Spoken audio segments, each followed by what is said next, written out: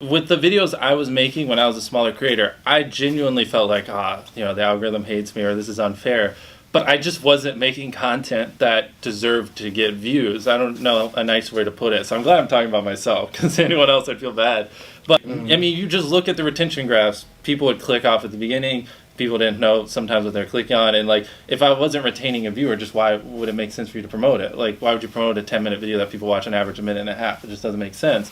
I've seen people literally start a channel and within a month hit 100,000 subscribers. I've seen it. I personally know someone who had a channel with 100 subscribers, and me and my mom, boys, other YouTubers that I feel like have a good understanding of how YouTube works, we just help them optimize the video. And I don't like to say the name of the channels because then I feel like I'm taking credit for their success, but literally 100 subscribers, he got 3 million views on a video.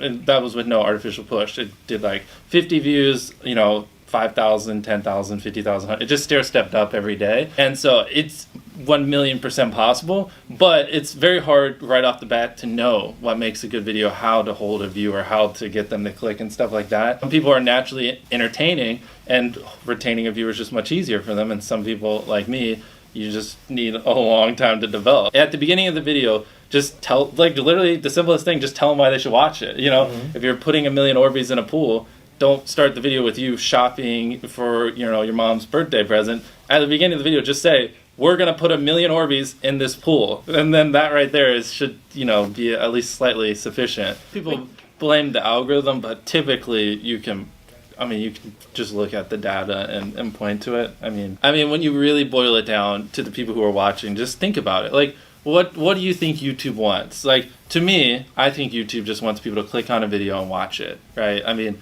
that's how they get their ad revenue. That's how they keep viewers happy and stuff like that. I mean, I'm sure comments, like stuff like that. But at the end of the day, they want you to click, watch a video, click, watch a video, and just do that as long as possible. So to me, what's important is click-through rate, getting people to click on your video, and then average view duration, average view percentage, or just relative retention, and having them watch it. If people are clicking your video more than they click other videos, and they're watching it longer than they watch other videos, as simplistic as that is, that's like what YouTube wants, and I think that's how you just, be successful. Well, obviously everything starts with an idea, and for me, I like to make my videos a little longer, so that's a big part of what ideas we do.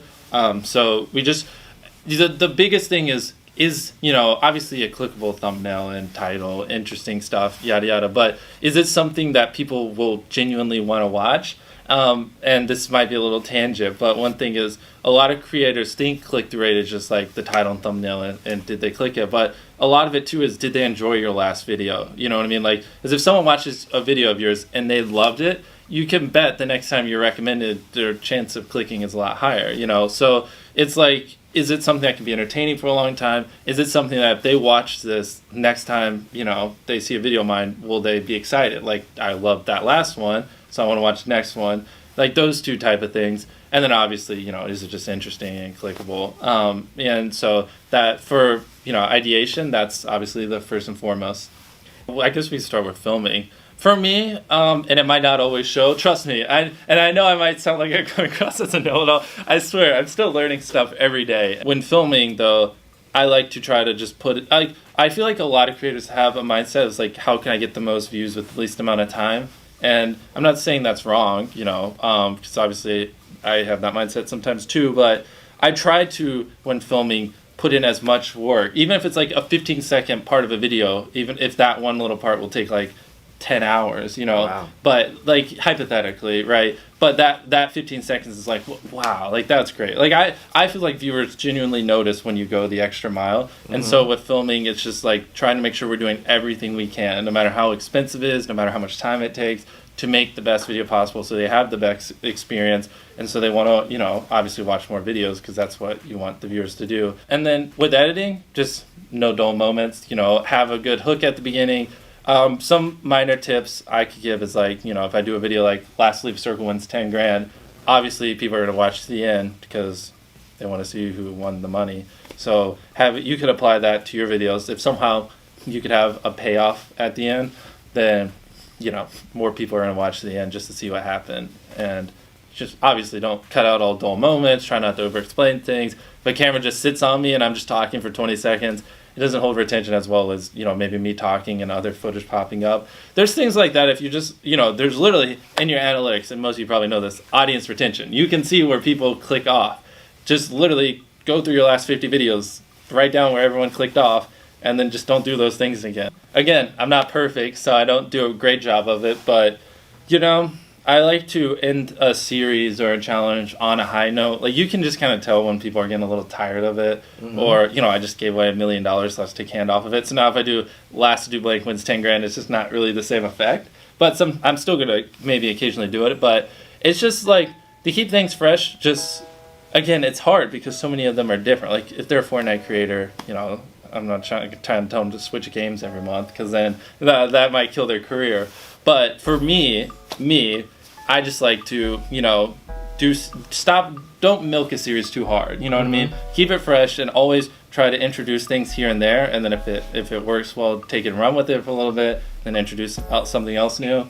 Because if I just did Lastly videos nonstop for the next 3 years, like, no one would watch me. Everyone would be like, we've seen it. You know what I mean? Yeah. At the end of the day, like, the idea is a big part of the video. You know, not even just from clicking it, but whether or not people watch it. You know, if you're spending 24 hours in a corner, that's just not as entertaining as spending 24 hours in a jail cell.